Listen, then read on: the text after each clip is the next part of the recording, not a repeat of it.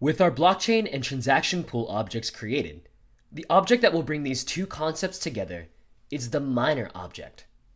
Everyone in our network will have the ability to act as a miner. Eventually, they will do mining work by hitting a mine transactions endpoint. So let's start this process by creating a class for the miner in the app directory in a file called miner.js. So within app, our new file will be miner.js.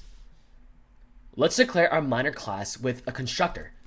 So we'll have our class, which is miner, then it has a constructor. Since the miner class ties the blockchain and the transaction pool together, well, let's specify those as parameters within this constructor. First, we have a blockchain object and then a transaction pool object. Furthermore, every miner will have an individual wallet, so we'll also have a wallet parameter. And lastly, every miner will have a reference to a peer-to-peer server so that they can communicate with other miners in the system. So we'll also have a P2P server parameter in the constructor as well. Let's attach each of these parameters as attributes on the class with the same name. This.blockchain is going to be equal to the blockchain parameter. Likewise, this.transaction pool is equal to the transaction pool parameter. We'll do the same thing for the wallet, and then we'll do the same thing for the P2P server. The primary function of the miner class will be a method called mine.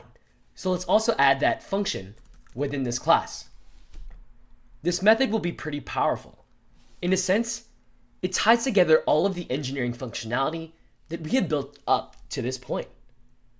First, it grabs transactions from the pool. Then it will take those transactions and create a block whose data consists of those transactions.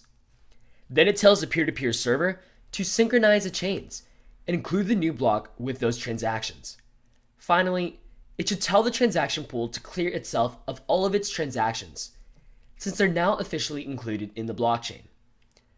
As a first step, let's create a constant within this function called valid transactions that is assigned to a function within the transaction pool that will also called valid transactions. So we're making our valid transactions constant that is set to saying this.transaction pool, give me your valid transactions, and valid transactions will be a function. Now, the function doesn't exist yet, but for now, we'll assume it does, and we'll implement it shortly. We won't be able to use this mine function just yet until a valid transactions method in the transaction pool exists.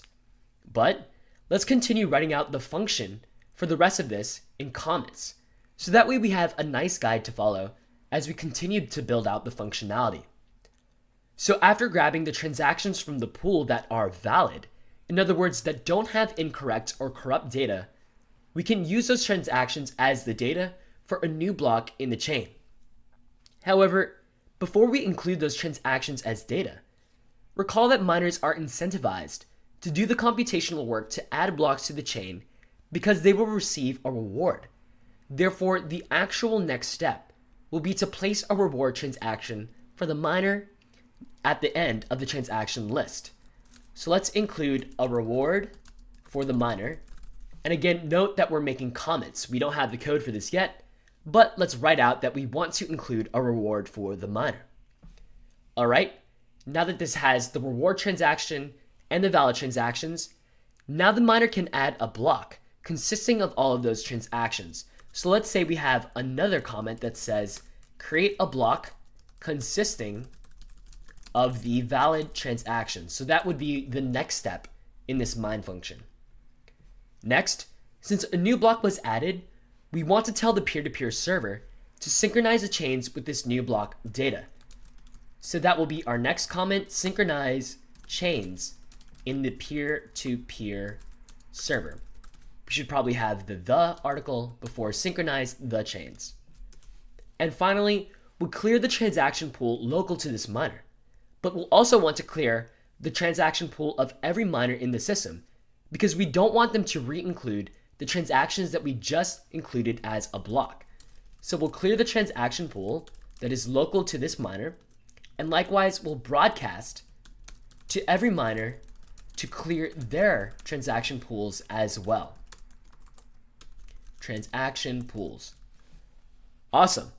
That gives us a roadmap that we can follow to build out this mining functionality. At the very end of this file now, we'll also want the miner class to be shared. So let's set it as the default exported object. So module.exports equals this miner class. Perfect. Now let's start with step 1 that we outlined in the mine function, grabbing valid transactions from the transaction pool.